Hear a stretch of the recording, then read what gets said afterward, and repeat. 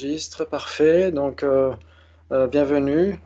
On a déjà fait les, les bisous d'accueil. Et donc, on va essayer de méditer, on va essayer de continuer un petit peu sur ce qu'on avait fait la dernière fois.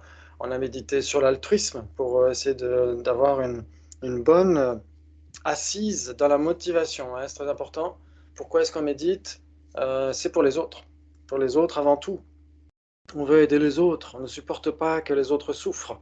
Et donc, on a à tout prix besoin de les aider à se débarrasser de la souffrance. Mais qu'est-ce qu'on peut faire, nous, pour les aider à se débarrasser de la souffrance si déjà on patauge dans la souffrance? Ouais, donc, qu'est-ce qu'on doit faire? Transformer son esprit. Transformer son esprit, améliorer son esprit, perfectionner son esprit, soigner son esprit. Ouais, c'est ce que veut dire Che en tibétain. En tibétain, quand on dit dharma, on dit che, et une autre façon de le traduire, c'est une autre façon de l'écrire aussi et de le traduire, c'est toujours che, mais pour transformer son esprit, guérir son esprit. Ok, ça veut dire qu'on est tous un peu des psychopathes. On est des psychopathes, on a l'esprit malade. L'esprit malade depuis des temps sans commencement, à cause des afflictions, à cause du karma négatif, à cause des négativités, à cause des crispations qu'on a dans l'esprit, etc. Ouais. Et donc on essaye de se guérir grâce à la méditation. Ok. Donc bien sûr que si on a vraiment une maladie de l'esprit, une névrose, etc., on peut aller voir un médecin de l'esprit, on peut aller voir un psychologue, etc. C'est très bien aussi. Mais là c'est le fait d'être des psychopathes au sens bouddhiste, ça veut dire qu'on a tous, quelque part, dans notre continuum, les graines des afflictions, les graines de l'ignorance, les graines de la colère, de la jalousie, de l'orgueil, de la suffisance, de la rancune, etc. On a tous ça, hélas, depuis des temps sans commencement. Oui, donc c'est pour ça qu'on a essayé aussi de méditer sur la continuité de l'esprit, pour essayer de certifier cette continuité de l'esprit. Parce que s'il n'y a pas la certification de la continuité de l'esprit, eh ben, il suffit d'attendre la fin de cette vie et nos problèmes s'arrêtent avec, avec cette vie. Ouais, si on n'a pas la vision bouddhiste des renaissances, il n'y a pas besoin spécialement de pratiquer une voie spirituelle, de méditer. Il suffit d'attendre la fin de cette vie et nos problèmes s'arrêtent. Mais c'est pas le cas. C'est pas le cas, c'est pourquoi on essaie de méditer sur la continuité de la conscience. Ok. Donc, en faisant un état des lieux, on se dit oui, on a eu beaucoup d'afflictions, beaucoup d'actes négatifs, mais pas que ça, heureusement. Ouais, qu'est-ce qui a fait qu'on a obtenu cette précieuse existence humaine? L'éthique, en particulier. On a eu de nombreux actes éthiques par le passé, d'innombrables actes éthiques par le passé. Et donc, ça a mené à donner cette existence supérieure, cette existence fortunée, une précieuse existence humaine. Ouais, donc ça nous donne une confiance en soi. Donc, on va essayer de méditer là-dessus. On va essayer de méditer sur la précieuse existence humaine, se dire que on a une chance, un bol incroyable, quoi. C'est comme si on avait parcouru d'innombrables renaissances, encore, encore et encore, dans la confusion, dans les souffrances extrêmement lourdes des renaissances animales, des renaissances infernales, etc., etc. Et presque par miracle, des graines extrêmement vertueuses ont fini par germer, et nous voilà sous forme humaine, avec un contact, avec une vie spirituelle. Donc rien que de méditer là-dessus, c'est déjà très très utile. Donc on va essayer pendant quelques instants de se dire, ok, j'ai cette précieuse existence humaine, j'ai plusieurs types de libertés. Donc vous pouvez passer en revue quelques-unes de ces libertés. Vous avez la liberté de penser, vous avez la liberté d'expression, vous avez la liberté de méditer. Vous pouvez décider que vous allez méditer, vous pouvez décider que vous allez transformer votre esprit. Essayez de penser à ça pendant quelques instants. Et une fois que vous avez établi une vraie conclusion, vous disant oui, j'ai cette liberté-là, essayez de rester focalisé sur cette notion. De vous dire waouh, j'ai la liberté d'entraîner mon esprit. J'ai la liberté de m'orienter vers le bonheur et d'aider les autres à en faire autant. On va faire ça pendant quelques instants.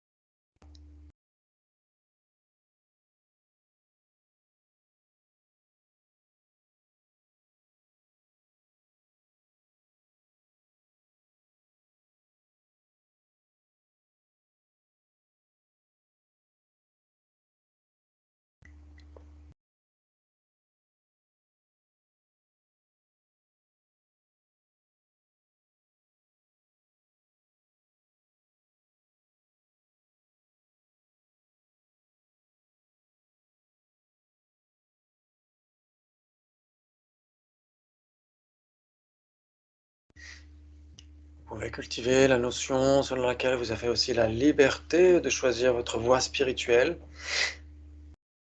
Si vous êtes bouddhiste, vous pouvez visualiser votre champ de refuge, votre maître spirituel, le Bouddha Shakyamuni, etc. Si vous n'êtes pas bouddhiste, vous pouvez visualiser n'importe laquelle de votre source de refuge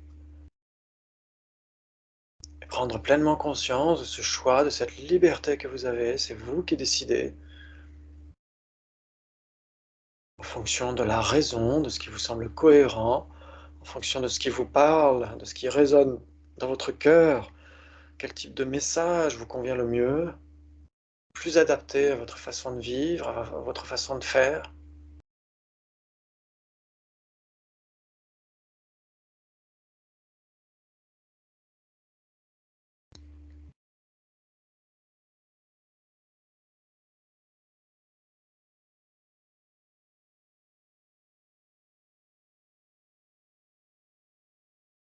Vous pouvez intérieurement prendre refuge sur la base de la raison, sur la base de la certification, que les trois joyaux représentent une réalité factuelle. L'éveil est possible, parce que la nature de l'esprit est claire et cognitive. Les éveillés sont possibles.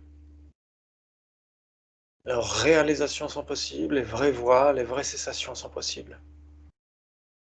La vacuité est possible, parce que tout ce qui existe est interdépendant, rien n'existe de manière indépendante. Donc ça, vous pouvez le vérifier à nouveau encore et encore. Et donc il y a des êtres qui ont cette réalisation de la vacuité, ce sont l'Arya Sangha, les membres de l'Arya Sangha. Donc votre prise de refuge est fondée sur la raison, comme dit sa sainteté Dalai Lama. C'est pas uniquement quelque chose qui résonne dans votre cœur, c'est pas uniquement de la foi, de la dévotion, c'est aussi de la raison.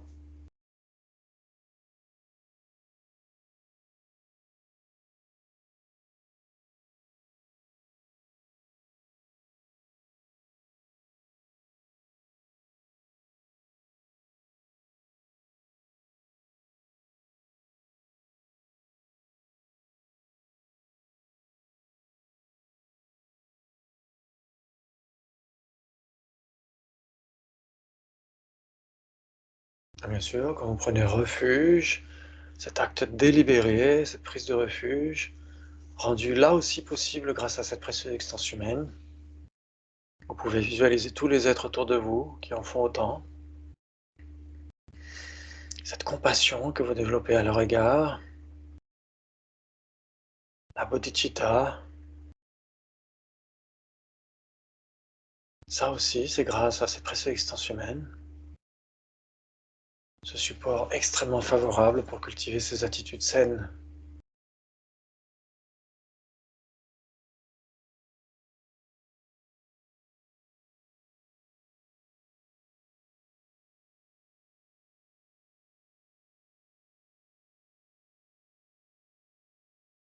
Et donc intérieurement, vous pouvez prendre refuge et développer bodhicitta et visualiser que tous les êtres en font autant.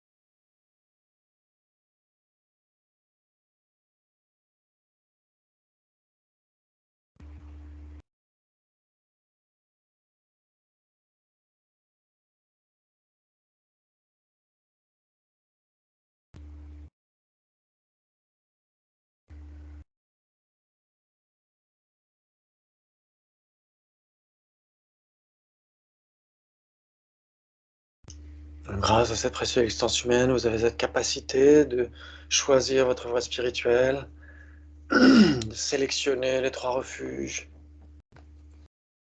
de développer bodhicitta, mais aussi observer toutes les compétences que vous avez acquises au cours de cette existence.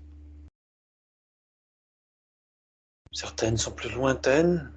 On a appris l'alphabet, on a appris la grammaire, on a appris à lasser ses chaussures, on a appris à s'habiller, on a appris les relations sociales, on a appris la politesse,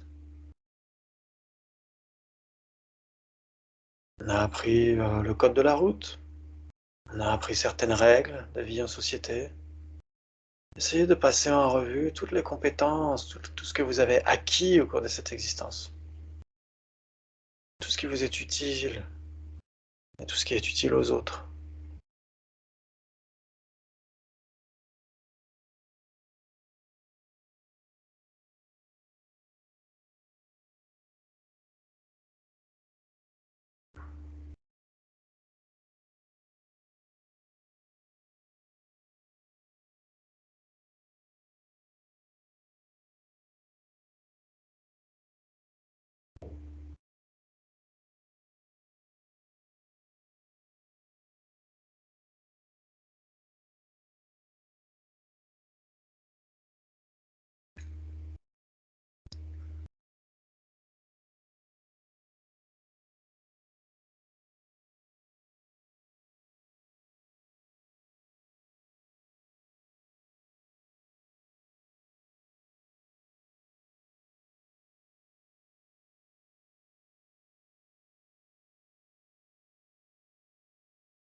Et aussi dans vos loisirs, vous avez appris des compétences, vous avez appris à jouer d'un instrument de musique, vous avez appris tellement de choses, le macramé, le tricot, la lecture,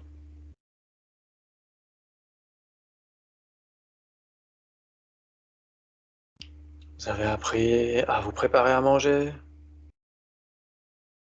à le faire pour les autres, vous avez appris un nouveau boulot à chaque fois, une nouvelle compétence.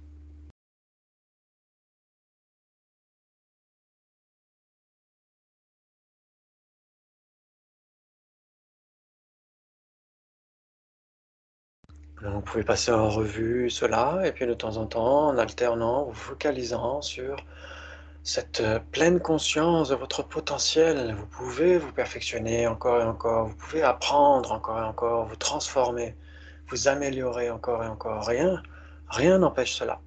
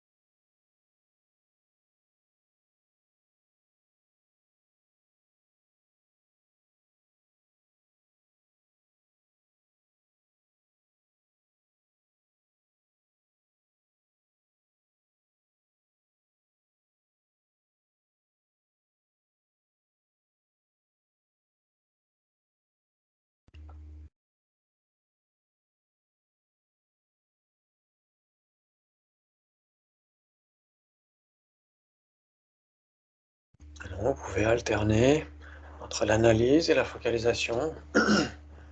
Si la conclusion s'affadit un petit peu, et un petit peu plus terne, etc. On analyse à nouveau, on se dit ok, j'ai pu développer ça, perfectionner ceci, cela. Et donc à nouveau, on génère cette conclusion, j'ai ce potentiel de perfection intérieure. Je peux me transformer encore et on médite à nouveau en se focalisant dessus. Donc on alterne comme ça, focalisation et analyse.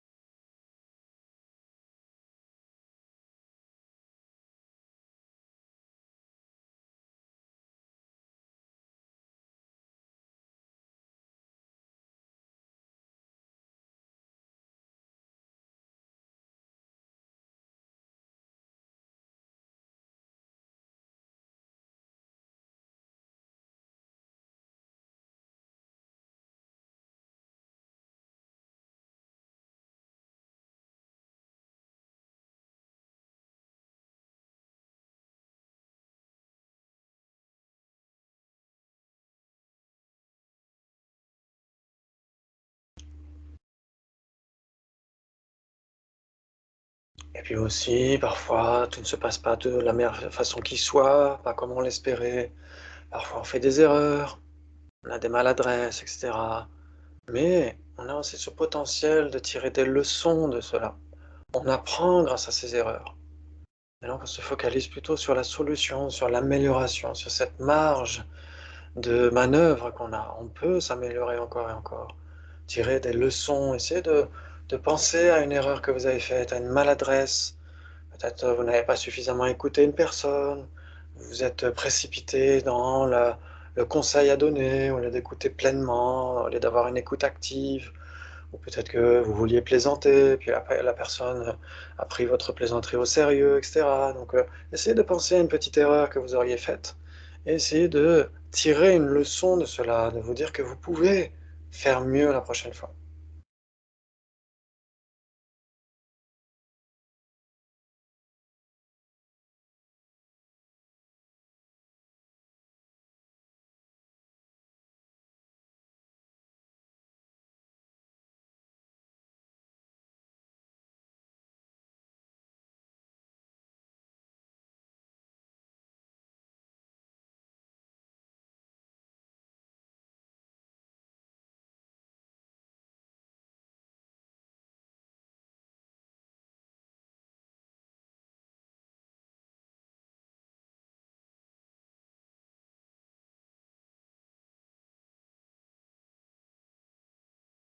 Essayez de penser à une autre situation où justement ça s'est bien passé, vous avez eu une écoute active de l'autre personne, vous avez fait attention de ne pas parler trop vite, vous avez laissé de l'espace à l'autre personne, vous avez dit les mots justes, etc., au bon moment, à la bonne personne.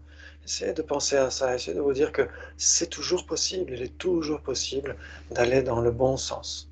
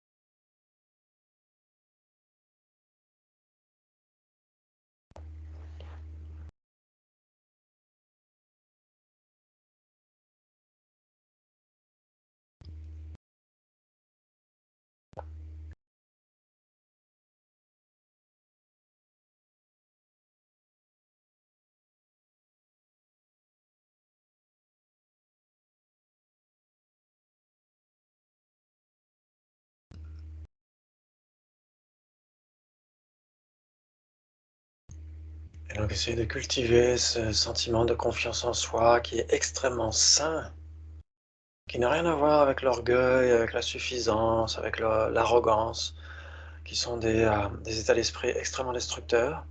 Là, c'est une confiance saine en soi, en ses qualités, en son potentiel de développement. Essayez d'en prendre pleinement conscience.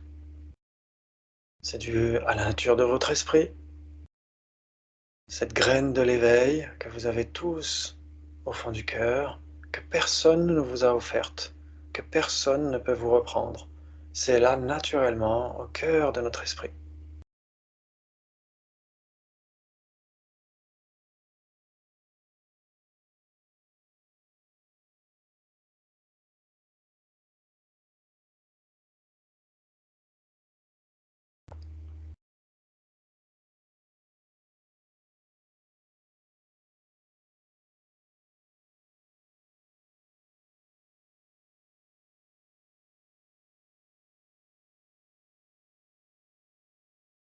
C'est ce potentiel extrêmement merveilleux qui a fait que nos graines karmiques ont pu un jour se développer, nos graines saines, et donner cette précieuse existence humaine qui est un support extrêmement favorable pour nourrir ce potentiel intérieur.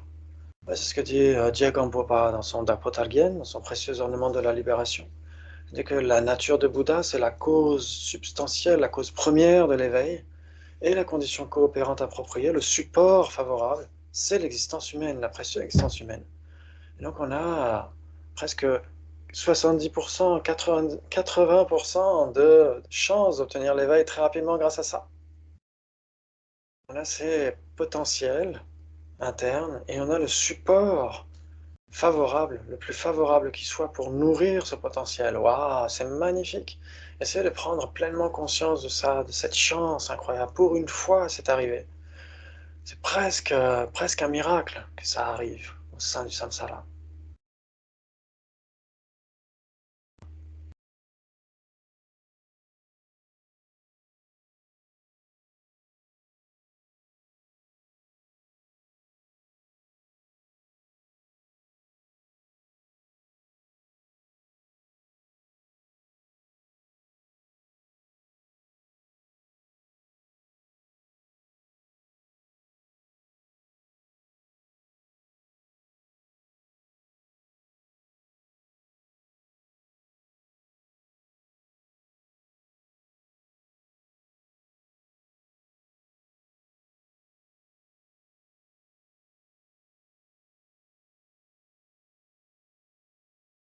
Et vous pouvez encore penser à d'autres conditions extrêmement favorables.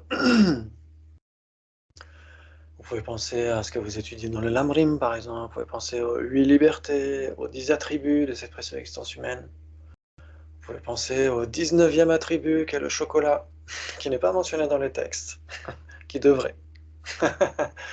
Et le 20e attribut, Internet. Grâce à Internet, on a accès à d'innombrables enseignements. Et donc, vous pouvez penser à tout ce qui est favorable dans votre existence. On est dans un pays libre. On a la liberté de pratiquer une vie spirituelle. On a suffisamment à manger, suffisamment à boire, suffisamment de quoi se loger. Et en comparant autour de nous, qui a vraiment ça dans ce monde? Qui a ça? Sans même parler des animaux, bien sûr. Mais chez les êtres humains, qui a ça? Qui vit dans un pays libre, qui n'est pas en guerre, où il n'y a pas d'épidémie, pas de famine, ouais, où on a le loisir de transformer son esprit, de pratiquer cette vie spirituelle, pas avec un sentiment d'urgence, en se disant qu'est-ce qui pourrait m'arriver maintenant tout de suite si une bombe arrivait? Non, parce qu'on a le loisir de développer cela, tant qu'on est encore en vie.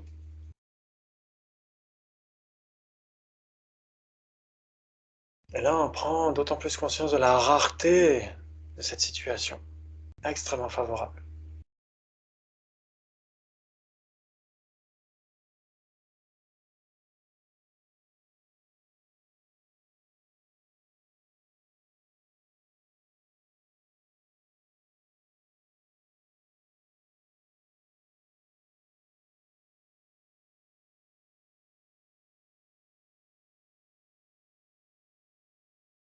Et là, avec ce sentiment de confiance en soi, avec cette gratitude, cette reconnaissance par rapport aux actes extrêmement vertueux, extrêmement éthiques que nous avons cultivés par le passé, grâce aux autres êtres, grâce à eux, nous avons obtenu cette précieuse existence humaine. Donc on peut s'engager, se promettre à soi-même d'en tirer un maximum d'avantages pour obtenir le bonheur temporaire et le bonheur ultime, pour aider les autres à en faire autant.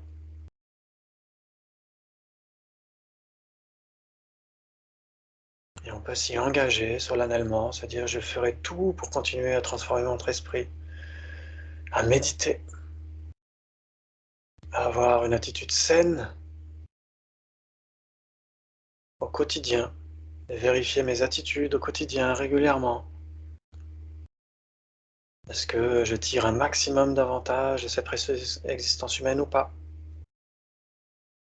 Et d'essayer à chaque fois de revenir sur une attitude saine, une attitude juste vis-à-vis de soi-même, vis-à-vis des autres.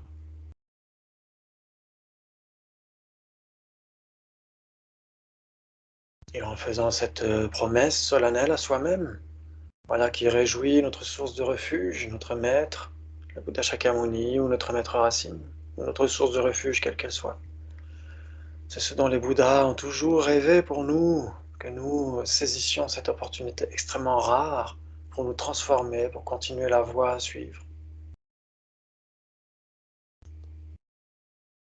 Donc notre source de refuge fond en lumière, de félicité vacuité, vient rejoindre le sommet de notre tête et vient se fondre en nous comme un flocon de neige à la surface d'un lac.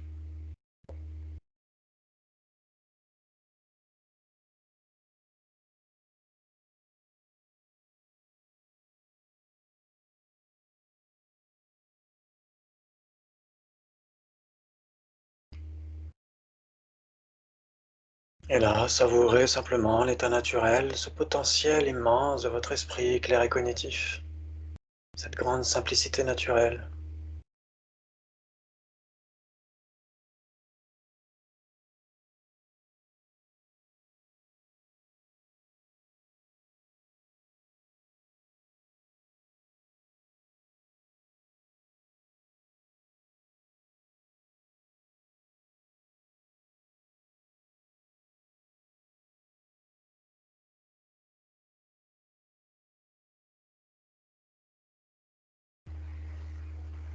Et au sortir de cette méditation, vous pouvez dédier les mérites immenses d'avoir essayé de cultiver ces attitudes saines, essayez de vous souvenir de toutes les compétences que vous avez pu cultiver, ce potentiel immense que vous avez au cœur de votre esprit.